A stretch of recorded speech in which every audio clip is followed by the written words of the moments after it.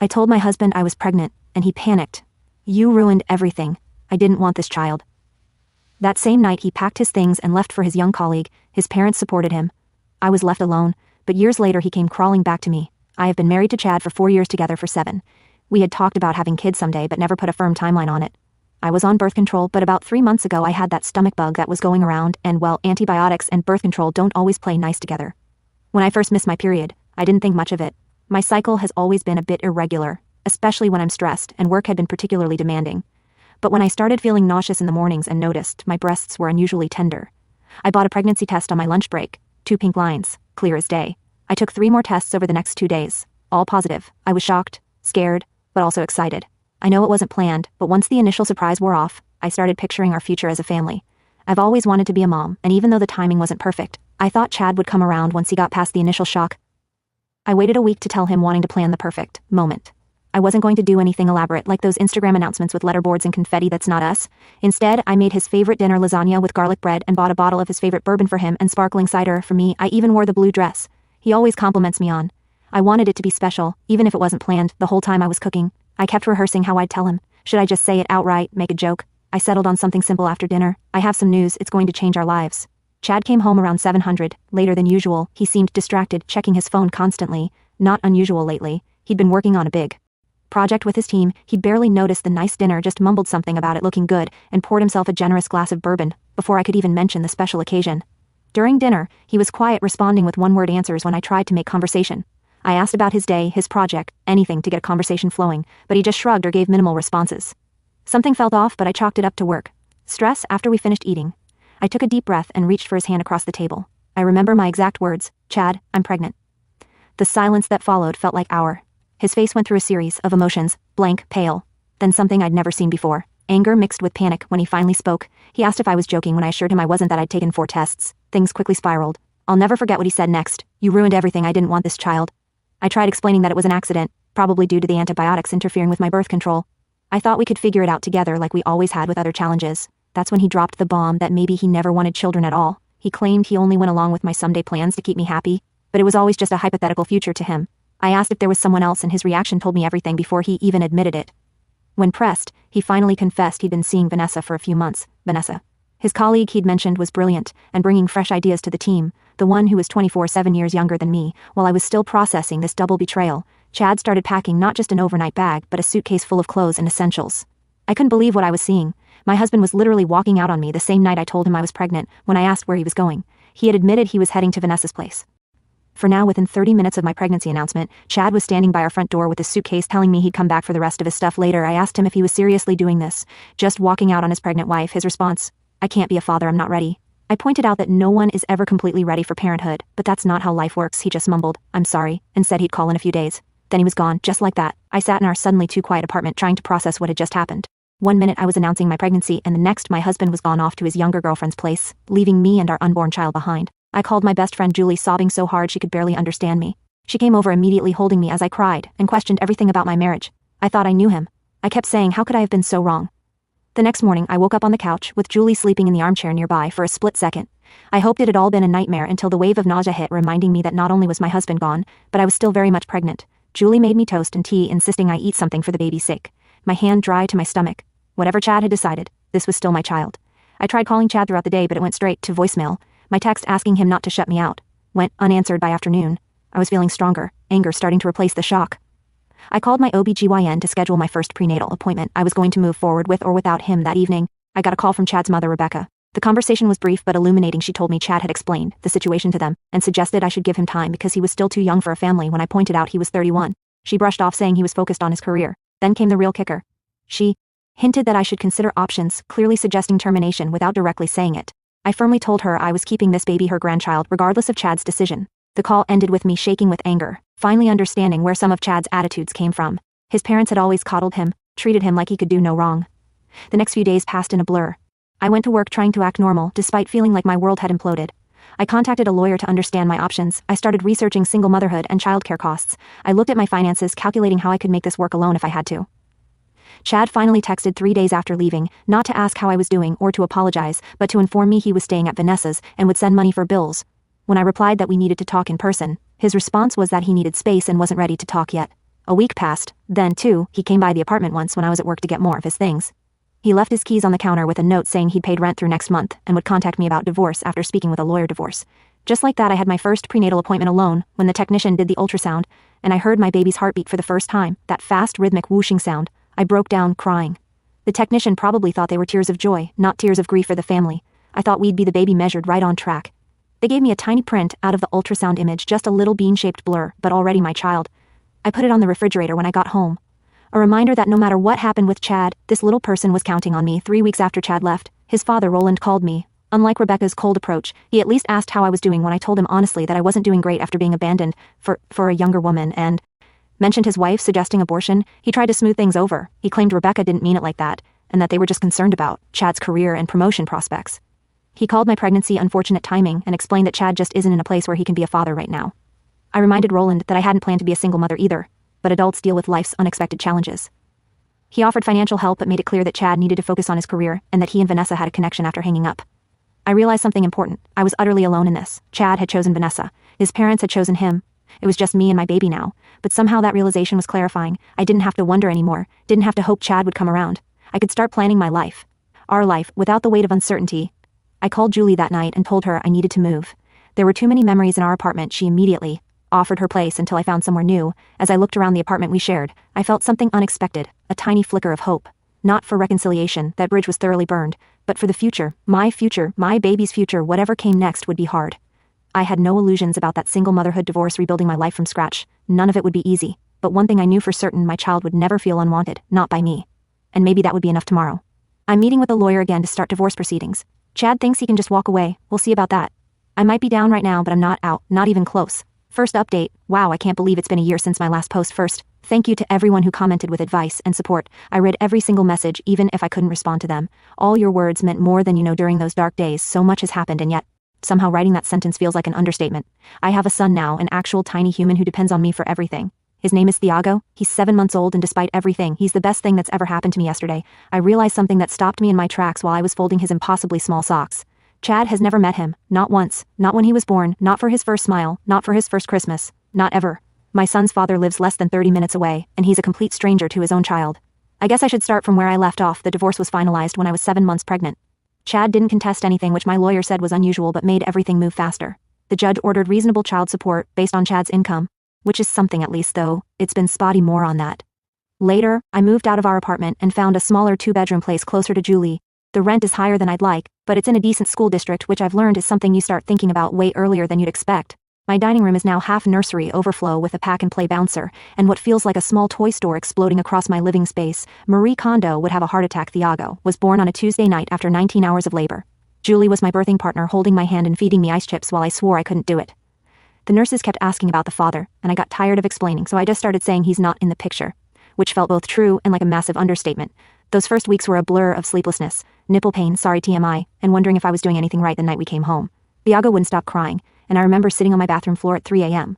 Also crying, Googling, why won't baby sleep on my phone, while he wailed in my arms. I'd never felt so alone or so overwhelmed, but we survived. Day by day we figured it out together. Thiago and I learned his cries. Hungry sounds different from tired, which sounds different from I just want to be held.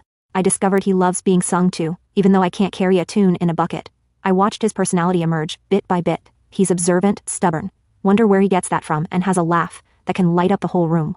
Work has been complicated. I went back when Thiago was 10 weeks old because I needed the money. My boss, Anastasia, has been surprisingly understanding, letting me work from home 2 days a week. Finding childcare nearly broke me financially and emotionally. Daycare costs more than my rent, which seems absolutely insane. But it's the reality for so many of us. I found a place that doesn't require taking out a second mortgage, but it's still a huge chunk of my monthly budget. The financial stuff has been one of the hardest parts. Child support from Chad comes sometimes, but there's always an excuse when it's late. His car needed repairs. He had unexpected expenses. He's switching jobs last month. It was 2 weeks late because he and Vanessa were in Spain. I saw the pic on Instagram before he bothered to respond to my texts about the missing payment. Speaking of social media, I made the mistake of checking his profiles. A few months after Thiago was born they were Chad and Vanessa, looking sun-kissed and carefree at some rooftop bar. No signs of sleepless nights or spit-up-stained clothes in their world. I blocked them both after that. Julie says it's better for my mental health, and she's right. Julie has been my lifeline through all of this. She comes over with takeout when I'm too exhausted to cook, holds Tago so I can take an actual shower, and never once complains when all I can talk about is baby poop consistency or sleep regressions. She even organized a small baby shower when I was 8 months pregnant after Chad's friends all ghosted me. Funny How people pick Sid so quickly. Chad's parents have been interesting. After initially supporting their son abandoning his pregnant wife, they had a change of heart. Once Thiago was actually born, I got a text from Rebecca, about a month after he arrived, asking to see their grandson. I didn't respond right away, trying to figure out how I felt about it. Then came flowers, baby clothes, even a handwritten letter about how they'd love to be part of their grandson's life. I finally agreed to a short visit when Thiago was 4 months old. It was awkward to say the least. Rebecca kept commenting on how much he looked like Chad as a baby, while Roland took about 50 photos on his phone. They brought expensive baby gifts and talked about starting a college fund. Not once did they mention their son's absence or apologize for their previous behavior when they asked to take him for an overnight stay. I had to draw a hard line. No way was I letting my infant go anywhere without me, especially with people who had basically suggested I terminate my pregnancy a year earlier. That conversation didn't go well. Rebecca accused me of using Thiago to punish Chad, which was rich considering Chad had shown zero interest in meeting his son. That's the part I still can't wrap my head around. How do you know you have a child and just not care? Not wonder what they look like, how they're growing, if they're happy. Chad has sent money sometimes but has never once asked for a photo, a video, or a visit. It's like Thiago is an abstract concept to him, not a real person with his eyes and dimpled chin. I've tried to be the bigger person. When Thiago was born, I sent a simple text with his birth stats and a photo, no response. I set up a shared photo album online where I occasionally upload pictures, just in case Chad ever wants to see what he's missing. As far as I can tell, he's never opened it for Thiago's first Christmas. I sent a holiday card with his photo to Chad's address. The envelope came back marked, "Return to sender." Meanwhile, life goes on. Thiago started daycare, caught every possible virus in his first month there, another fun surprise of parenthood, nobody warned you about, and has since developed an immune system of steel. He's crawling now, pulling himself up on furniture and putting everything in his mouth. My apartment is baby proof to the extreme. I haven't seen my coffee table without corner protectors in so long. I've forgotten what it actually looks like. My daily routine has become a carefully choreographed dance of efficiency. Wake up at 5:30 a.m. before Thiago to shower and get dressed. Get him up, fed, and dressed by 7:15 daycare. Drop off by 8, work until 5. Rush to pick him up by 5:30%, paying the late fee on days when meetings run over, home by 6, for dinner, bath stories, and bedtime routine, then a few precious hours to clean, do laundry, pay bills, and maybe watch half an episode of something on Netflix before falling asleep on the couch. Rinse and repeat. The hardest moments are the ones no one talks about, like when Thiago had his first fever at 3 a.m., and I had to decide alone whether to take him to the ER, or when he says mama, but there's no data his vocabulary because that person doesn't exist in his world, or the daycare forms that ask for father's information. And I have to write nah while surrounded by other parents filling out both sections. But there are beautiful moments too. Morning cuddles when he wakes up happy and babbling, the way he reaches for me when I pick him up from daycare, his fascination with the ceiling fan, his absolute joy when splashing in the bath, the weight of him falling asleep on my chest, his breath warm against my neck. I'm not going to pretend it's easy. Being a single parent is the hardest thing I've ever done. There are days when I'm so tired I put the milk in the cabinet and the cereal in the fridge, days when I snap at customer service people over nothing because I'm running on fumes, days when I cry in the shower because it's the only place Thiago can't hear me. But I'm doing it, we're doing it, and strangely enough I'm proud of that. Thiago's first birthday is coming up next month. Julie is helping me plan a small celebration, nothing fancy, just a few friends, some cake, and probably more decorations than necessary because Julie gets carried away with Pinterest. I debated inviting Chad's parents but decided against it. After our last interaction, they still occasionally text asking to see him, but it's always on their turn with no acknowledgement of how their son has abandoned his child. As for Chad himself, I'm not holding my breath for a card, let alone an appearance. Last I heard through mutual friends, he and Vanessa moved in together and got a dog. I guess that's the level of responsibility he's comfortable with. The kicker came last week. I finally got approved for a modest apartment in a slightly better area. It's nothing fancy, but it has a small yard where Thiago can play and the schools are good. As I was signing the lease, my phone buzzed with a text. It was from Rebecca saying they were having a family reunion next month and wanted to include their grandson. The text included a photo of Chad and Vanessa, arms around each other, looking perfectly happy. I stared at that photo for a long time. There was Chad, smiling, living his life as if his son doesn't exist. Something shifted in me in that moment, not anger exactly though, there's still plenty of that, more like clarity. I've spent a year waiting for Chad to step up, to show even the slightest interest in his child, a year sending updates into the void, a year trying to be fair and reasonable despite everything. I texted Rebecca back. Thiago won't be attending if Chad wants to meet his son. He knows how to reach me, but I'm done making excuses for him, or pretending he's anything but absent by choice. Then I blocked her number 2. Maybe that sounds harsh, but I'm done protecting Chad's image or his feelings. I'm done carrying the entire emotional load while he gets to live consequence-free. I'm done pretending for Thiago's sake that his father might suddenly become interested in his existence. The truth is, we're better off without someone who could so easily walk away. Thiago deserves people in his life who choose him, who show up for him, who love him unconditionally. I can't force Chad to be that person, so here we are 1 year later, a single mom and her son against the world. It's not the life I planned. Not even close. But looking at Thiago's sleeping face tonight, I realized something important. Sometimes the family you end up with isn't the one you expected, but it's still perfect in its own way. I don't know what the future holds. The divorce settlement included a clause about revisiting custody if Chad ever decides he wants to be involved, which honestly seemed like a joke at the time, but my lawyer insisted was standard. Part of me hopes he stays away forever. Another tiny part still cannot believe he doesn't want to know his amazing son. For now I'm focusing on what I can control, building a stable home, creating happy memories, being both mom and dad as best I can, and maybe, just maybe, finding a way to trust again someday. But that's a problem for future Melissa. Present. Melissa needs to finish the laundry and go to bed.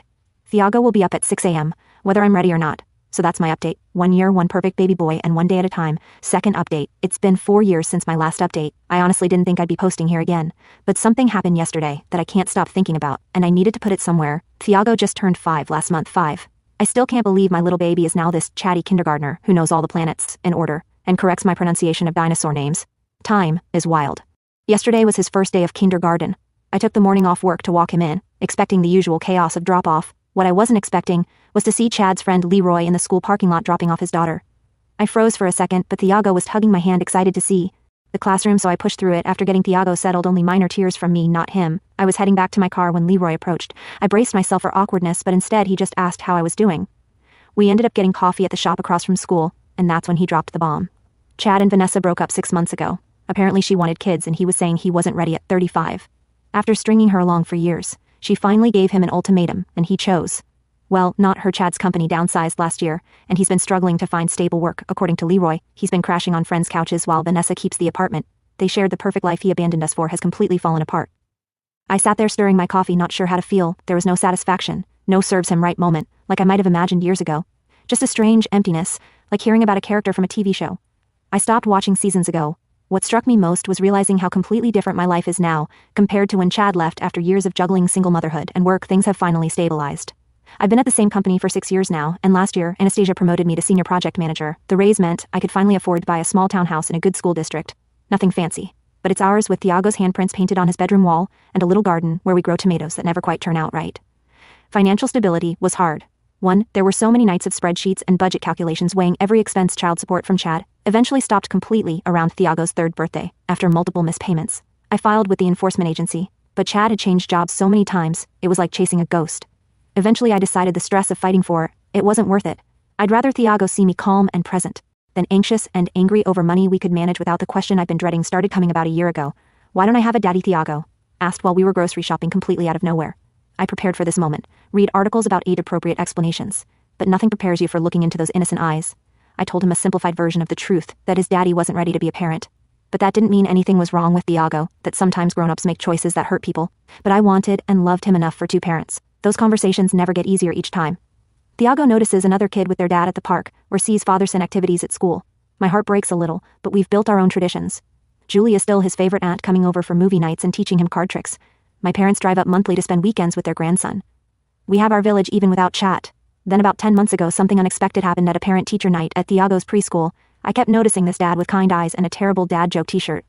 I'm not arguing, I'm just explaining why I'm right. His daughter Emma was in Thiago's class, and they'd become friends. I overheard him gently but firmly handling her meltdown over having to leave the classroom. Toys and something about his patience caught my attention. Douglas, widowed father of Emma, makes homemade pizza on Fridays with dinosaur-shaped pepperoni. Remembers Teacher Appreciation Week without reminders. Doesn't mind when my son talks endlessly about space. It started with playdates. The kids were friends anyway, so it was natural. Then coffee while they played. Then texting about school announcements we'd both missed. Then dinner one night after Emma and Thiago's soccer practice ran late. Then more dinners, more texts, more conversations that stretched late into the evening after the kids were asleep. Douglas never rushed anything. He understood the package deal. Me and Thiago always. He asked thoughtful questions about Thiago's interests, brought him books about stars after hearing about his space phase. The first time he fixed Thiago's wobbly bicycle seat without being asked, I nearly cried at the simple kindness of it. 6 months and Douglas told me about losing Emma's mom to cancer when Emma was just a year old, how he'd been terrified of raising a daughter alone, how he kept her mom's photos everywhere, so Emma would know her. The raw honesty of his grief and love made me trust him in a way I hadn't trusted anyone in years. We've been officially dating for 7 months now. The kids know we're special friends and seem genuinely happy about our blended playdates. Last month, Douglas and I had the talk about where this is going. Nothing dramatic, just sitting on my back porch after the kids were asleep, talking honestly about our hopes and fears. He wants to move forward together, so do I. We're taking it slow, but for the first time 5 years, I'm allowing myself to picture a future with someone again. Meanwhile, Chad's parents have suddenly renewed their interest in Thiago, after years of sporadic texts and occasional gift cards on birthdays. Rebecca called last month asking if they could take him for a weekend. When I explained that wasn't going to happen after years of minimal contact, she got defensive, claiming they'd always wanted a relationship but thought I was keeping them away. The truth is, they made barely any effort until recently. I wonder if Chad moving back in with them has anything to do with their sudden interest. Douglas asked last week if he could take Thiago fishing along with Emma next weekend, something so simple, yet it made my throat tight watching Thiago's excitement about learning to fish like real boys do, after Leroy's revelation. Yesterday, I checked Chad's Instagram for the first time in years. His carefully curated feed of exotic vacations and rooftop parties has been replaced with vague inspirational quotes about new beginnings and finding yourself, no mention of the sun turning 5 just miles away. I closed the app feeling oddly at peace. 5 years ago, I was broken, terrified, and alone. Today I have a career, I'm proud of a home, I own an amazing kid who astonishes me daily and a partner who chooses us every day. Not because he has to, but because he wants to. So that's where I am 5 years later. Not where I expected to be, but exactly where I meant to be. And Chad, his choices led him exactly where his choices would naturally lead. I can't even find it in me to be bitter anymore. That part of my life feels like a different timeline. When I stepped out of long ago third update last Saturday, started like any other pancake breakfast, then rushing to Thiago's soccer game. Douglas and I were huddled under an umbrella watching the blue lightning when Douglas nudged me. Is that someone you know? Across the field stood Chad, after years of complete absence. My ex-husband was just watching our son play soccer. No warning, no heads-up text, nothing. When halftime came, Thiago ran over for water, excited about his defensive play. That's when I noticed Chad approaching us. Thiago spotted him too, asking who the stranger was before I could answer. Chad was standing there awkwardly commenting on how big Thiago had gotten. I sent Thiago back to his team and confronted Chad. He admitted his mother had mentioned the soccer schedule. Of course, Rebecca, the sudden increase in contact from his parents, made sense. Now Douglas introduced himself, and I noticed Chad flinched slightly when he claimed the title of Thiago's father. I corrected him biologically, only after some tense words. Chad asked if we could talk after the game. I reluctantly agreed to 20 minutes at the nearby coffee shop. Douglas took Thiago and Emma for Victory ice cream, while I met with Chad. He'd ordered me a cappuccino, not knowing I'd switched to lattes years ago. A small detail that somehow highlighted how much had changed Chad's story. Came in pieces: therapy for a year, 8 months sober, moving back with his parents after breaking up with Vanessa. The most stunning admission was that he'd actually asked his parents to limit contact with Thiago, because he couldn't handle the of what he'd abandoned. Now he wanted to make things right and know his son. I told him plainly that Thiago wasn't the baby he walked out on, but a person with feelings and a life Chad knew nothing about. He acknowledged he couldn't just walk in and be dad, then asked about my relationship with Douglas. Something like pain crossed his face when I told him Douglas had been more of a father than he ever was. I agreed to consider a supervised meeting with strict conditions. I would be present, it would be brief, and if he disappeared again, that was it forever. 3 days later, after talking with Douglas and our family therapist, I arranged a meeting at a park, telling Thiago was harder than expected. His questions were heartbreaking: why his father wanted to see him now, whether Douglas would come too, and if his biological father would like him. He decided to wear his soccer jersey, so he knows I'm good at soccer. The meeting wasn't terrible. Chad brought a Lego soccer field set, and they built it together. While I watched from nearby, I noticed genetic similarities. I'd forgotten the same concentration face, the same eye crinkle, when they smiled. Over the next 2 weeks, we had several similar supervised meetings. Then Chad called asking to take Thiago to a movie alone. I refused immediately. 3 weeks versus 7 years, not happening. He seemed to accept this, suggesting we all three go instead. Before I could respond, he showed up at our house with his parents unannounced. Roland and Rebecca pushed forward with talk about moving forward as a family, while Chad mumbled that he told them this wasn't the way I sent them home, but Chad asked to speak with me alone. That's when he dropped it. I still love you, Melissa. I never stopped. The audacity was breathtaking. He suggested that, despite my relationship with Douglas, we should consider reuniting as Thiago's real parents because our son deserved that chance. I asked him to leave, saying I needed to think. When Douglas came downstairs, I told him about Chad's declaration.